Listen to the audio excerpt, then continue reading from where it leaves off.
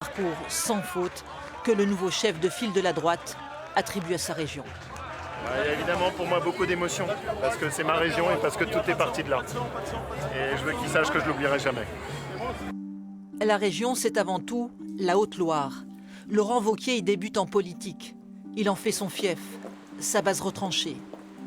Lui, le surdiplômé des grandes écoles, régulièrement renvoyé à son cursus parisien, doit encore justifier, 20 ans après son installation en Haute-Loire, la sincérité de son enracinement local.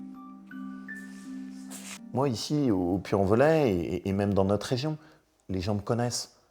Ils s'en fichent de savoir est-ce que je suis président ou pas président. C'est qu'est-ce que tu fais? Est-ce que tu es resté les pieds sur terre? Et est-ce que tu es à notre écoute? Et ça, pour moi, c'est la meilleure des leçons. Parce que je sais trop l'ivresse des plafonds dorés. Mais il y a une autre image qui colle à la peau de Laurent Wauquiez, celle du traître.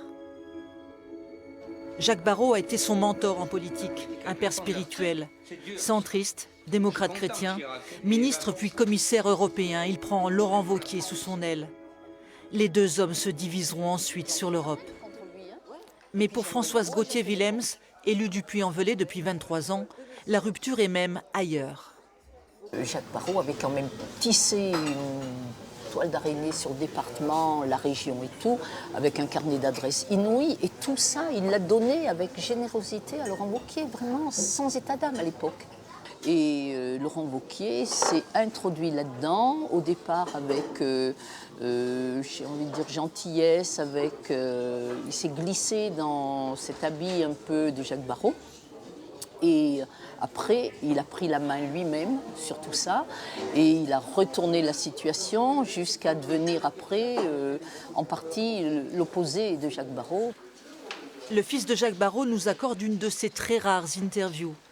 Il ne veut pas polémiquer sur la personnalité de Laurent Wauquiez, mais il nous rappelle, avec subtilité, les valeurs politiques de son père. Il faisait partie d'une famille politique qui s'est toujours imposé une forme d'éthique dans la pratique politique, en se donnant pour un impératif, bien sûr,